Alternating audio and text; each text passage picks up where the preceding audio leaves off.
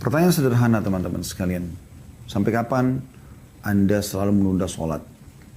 Sampai kapan Anda selalu tidak khusyuk dalam sholat? Sampai kapan Anda tidak mau mengerjakan sholat sunnah dengan berbagai macam jenisnya? Sampai kapan Anda menunda-nunda puasa Ramadan dan membayar utangnya? Sampai kapan Anda tidak mau berpuasa sunnah? Umur terus berjalan. Sampai kapan Anda tidak mau membayar zakat? Sampai kapan Anda tidak mau bersedekah? Kita bahas yang wajib dan yang sunnahnya di sini. Kalau Anda sudah kerjakan wajib, Anda tinggal tingkatkan kualitasnya, setelah itu Anda lengkapkan dengan sunnah. Sampai kapan Anda mau berlalai-lalai? Sampai kapan Anda menunda bakti sama orang tua, yang orang tua Anda kebetulan masih hidup? Sampai kapan Anda tidak mengejar pahala-pahala besar dari tangan mereka? Sampai kapan Anda tidak mau silaturahim dengan kerabat-kerabat Anda? Sampai kapan? Sampai kapan Anda tidak mau belajar Al-Quran? Tanya diri Anda sendiri, sampai kapan? Apa yang Anda tunggu? Tunggu kematian baru datang? Setelah mati baru kemudian baru menyesal? Sampai kapan? Dunia ini sudah lama berlalu teman-teman sekalian. Bukan baru umurnya. Kita ini penduduk-penduduk terakhir dunia. Jangan Anda pikir Anda ini baru lahir di dunia ini baru. Enggak, ini dunia sudah tua. Sudah tua. Dalam sebuah riwayat bahkan Nabi SAW menggambarkan dunia ini seperti seorang wanita yang tua sekali. Sudah tua. Coba renungi bagaimana Allah mengatakan dalam surah Jum'ah ayat 8. A'udzu billahi minasyaitonir rajim, surah Al-Jum'ah ayat 8. Qul innal mauta alladhi tafirruna minhu fa innahu mulaqikum thumma turadduna ila 'alimil ghaibi wasyahadati fayunabbi'ukum bima kuntum ta'malun. Katakan hai Muhammad, serukan kepada semua orang. Sesungguhnya kematian yang kamu lari daripadanya, maka sesungguhnya kematian akan menemui kamu. Kemudian kamu akan dikembalikan kepada Allah yang mengetahui yang gaib dan yang nyata. Lalu dia Allah akan memberitahukan kepadamu apa yang telah kamu kerjakan. Surah Al-Imran 185 ayat yang paling masyhur masalah kematian. A'udzu billahi minasyaitonir rajim. Kullu nafsin dha'iqatul maut. Al-ayat. Semua jiwa pasti akan mati. Kemudian dalam surah Ar-Rahman ayat 26 sampai 27 Allah juga mengingatkan, A'udzu billahi minasyaitonir rajim. Kullu man 'alaiha fan wa yabqa wajhu rabbika dzul jalali wal ikram. Semua ada di muka bumi ini pasti akan binasa. Dan yang tetap kekal lazat Tuhanmu yang mempunyai kebesaran dan kemuliaan. Dalam surah An-Nisa ayat 78 Allah juga mengingatkan potongan ayat A'udzu billahi minasyaitonir rajim. Aina ma takunu yudrikkumul mautu walau kuntum fi burujin musyayyadah. Dimanapun kau berada, kematian akan mendapatkan kamu. Pasti kau akan mati. Kendati pun kamu dalam benteng yang tinggi lagi kokoh. Teman-teman sekalian, dunia ini adalah tempat sementara. Bukan menjadi target utama bagi orang beriman. Seorang mukmin targetnya akhirat. Targetnya mati. Karena mati itu akan membawa dia kepada kehidupan abadi. Mati sebuah pintu yang akan membawa kepada kehidupan abadi. Itu yang kita harus tanamkan dalam benak kita. Para sahabat Ridwanullah alaihim, mereka itu tidak pernah merasa sedih kalau ketinggalan apapun atau kehilangan apapun dari urusan dunia. Apapun itu, walaupun besar di mata orang. Yang mereka sedih justru kalau mereka terlewatkan waktu untuk beribadah.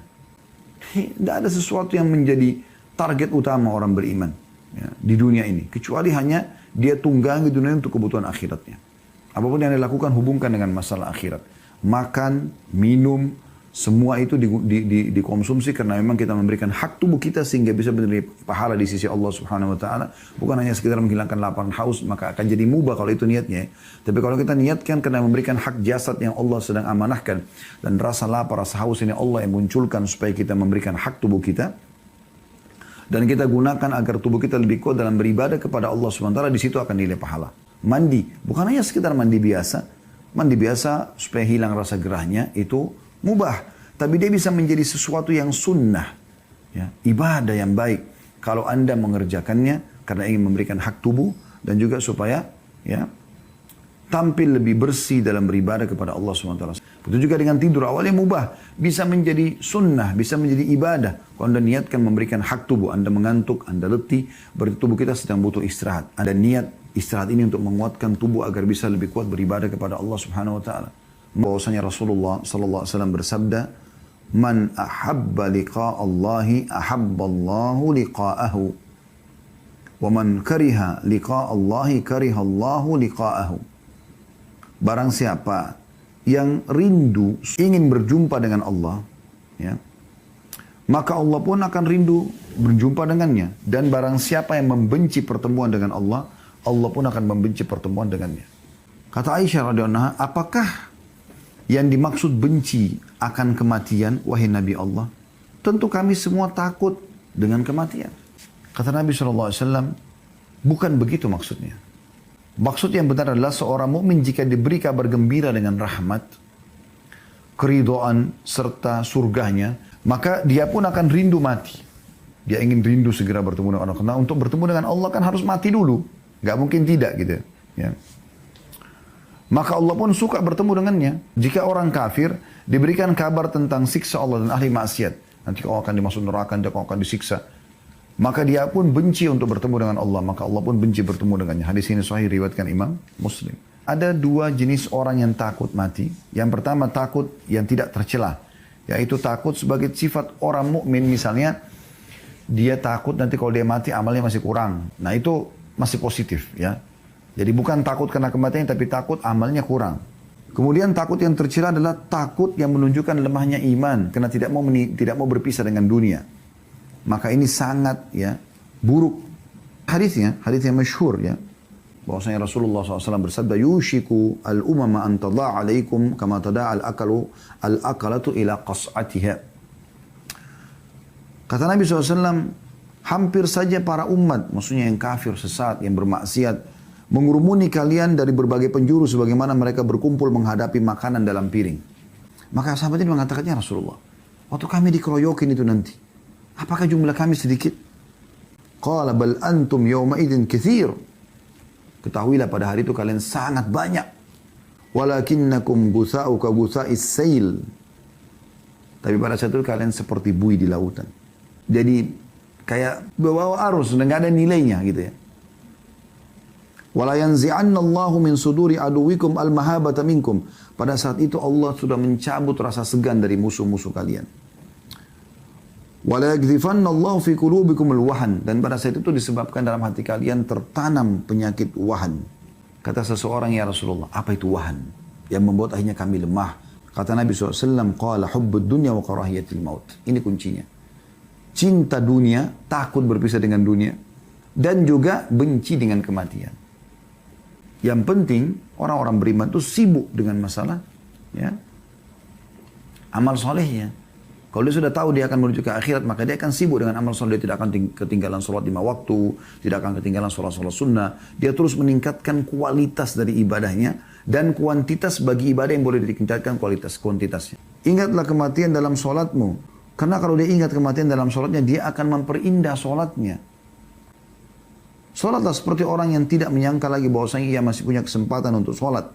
Hati-hatilah dengan perkara yang kelak malah engkau meminta udzur meralatnya. Maksudnya di akhirat. Dan tidak bisa lagi diperbaikin gitu. Ya.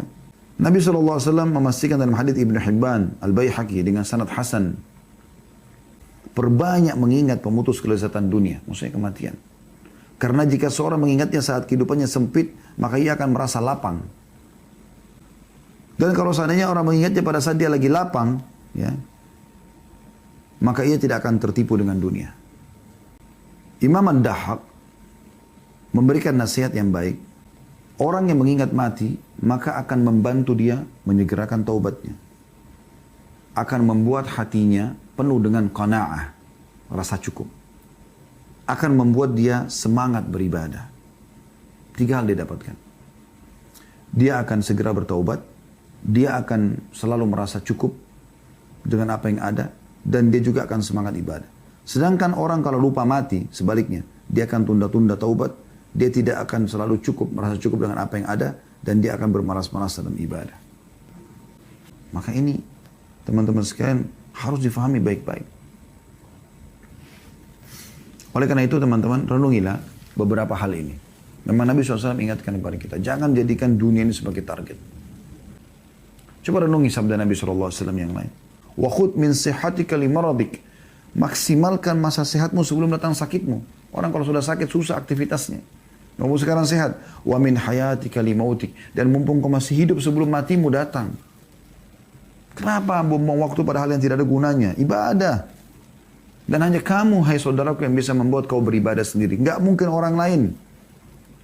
Semua ada di tanganmu keputusan. Kau ingin masuk surga, di tanganmu keputusan. Kau ingin masuk neraka, di tanganmu keputusan. Kau ingin rajin, di tanganmu. Prestasi di tanganmu. Kau ingin malas, menjadi orang yang buruk juga di tanganmu.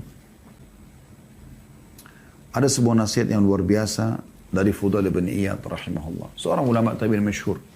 Faman alima annahu lillahi abdun, siapa yang sadar kalau dia adalah hamba Allah, wa annahu ilaihi raji', dan dia akan kembali kepadanya, falya'lam annahu mauquf, maka dia harus sadar kalau dia akan berdiri nanti di hadapan Allah.